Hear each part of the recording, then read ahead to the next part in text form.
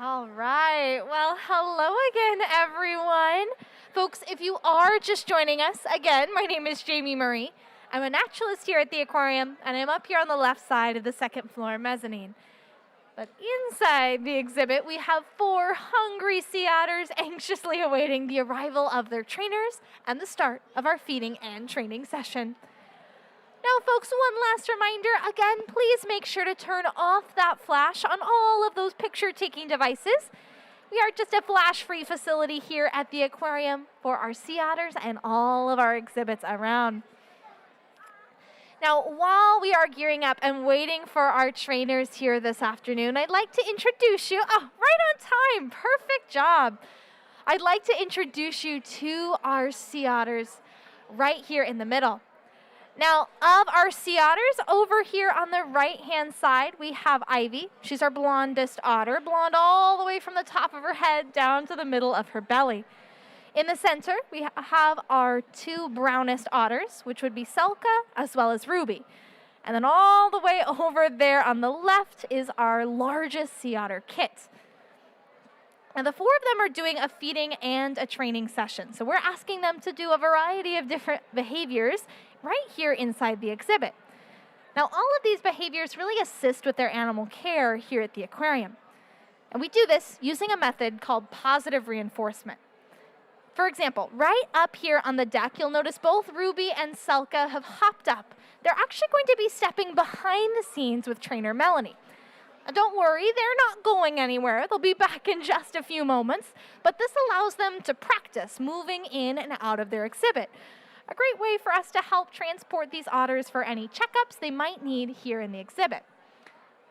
Now, using positive reinforcement, every time we ask the otters to do a behavior and they choose to do so, they're rewarded with those tasty treats you see there in exhibit. And if they choose not to, that's okay. You see, the trainers will re-engage the otters throughout the session, but ultimately it's always up to them whether or not they want to participate in their training at any given time.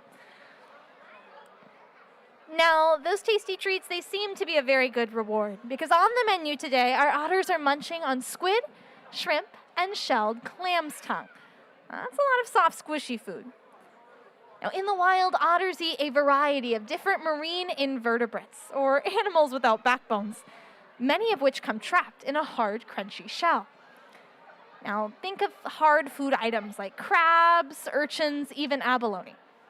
Otters are actually able to use tools to crack these shells open. They'll take a tool, like a rock or a hard object, hit it against that shell, and get the meat from inside. But here in the exhibit, we've made the mistake of giving the otters those hard-shelled foods in the past. We've shown them the best way to crack into those foods is to hit them really hard against the clear exhibit windows you're all looking through now. Right? Seeing a lot of nodding heads. Go figure, of course.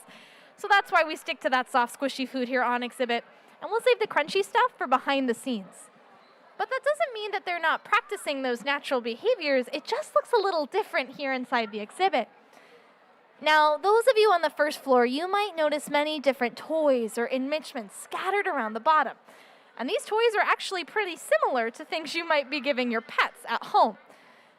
Now, inside those toys, at one point during the day, were the same tasty treats the sea otters are eating now. Again, squid, shrimp, and clam. However, when placed inside that enrichment, it serves as a puzzle, allowing the otters to use their minds, body, and exhibit in new and exciting ways every day to get the food from inside the toy to inside their mouth instead. Now, all the otters here on exhibit, they've been deemed non-releasable by the U.S. Department of Fish and Wildlife, which just means they'll be staying here at the aquarium for continued human care. Now, here on exhibit, they serve as ambassadors for their species, and they teach all of us what it takes to be a southern sea otter. But behind the scenes, they have an even more important job, because they also serve as foster or surrogate moms for the Sea Otter Surrogacy Program here at the aquarium. This is a one-of-a-kind program. It's happening nowhere else in the world, and we're actually able to pair up our exhibit otters with pups that have been rescued from the wild. Once paired, exhibit otter and pup, they go behind the scenes and are given time to bond. So our otter will teach that pup all of the skills they need to survive on their own. They'll learn how to dive and hunt for food, how to crack open hard prey, and even how to groom thick sea otter fur. Once they've mastered the essential life skills of being a sea otter, those pups will then head back out to the Monterey Bay and support our local sea otter population. And this is a really important job, because if you were to head out to our back decks today, you'd see a very large raft of sea otters just off our decks in the kelp forest.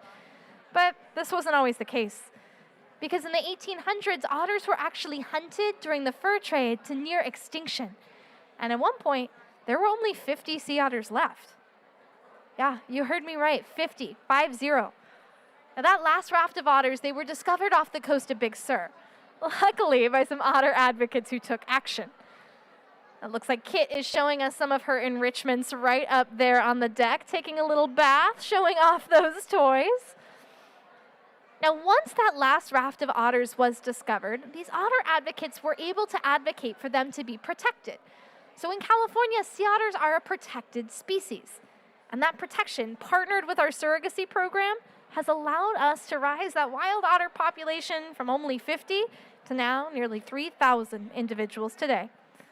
So really, thank the girls here on exhibit for all the hard work they've done to support their species. And they're not just supporting other otters, they're supporting the entire kelp forest community right off our decks. Sea otters are considered a keystone species. They're essential to the kelp forest habitat. You see, they control the sea urchin population by eating all of those yummy sea urchins and protecting the kelp. Now, eating sea urchins is really a great trait to have in the kelp forest, because urchins also have a favorite food, and it's actually the kelp itself. So by creating balance between urchins, kelp, and sea otters, these otters, they're actually able to protect that entire kelp forest community and keep it thriving and home, shelter, and a source of food for all the creatures that live there. It's a lot of hard work. Now, as our feeding session begins to come to an end, we'll notice our otters are starting to get the last bits of their food to finish up at their leisure. I want you to stick around and watch how they finish up their snacks, because once they eat all the last bits of their meal, our sea otters will start engaging in some grooming behaviors. Now, grooming is essential for a sea otter. You see, they have the densest fur in the entire animal kingdom. They have over 1 million hairs for every square inch of their body. Now, I do want to put that into perspective for you. You have about 100,000 hairs on your entire head.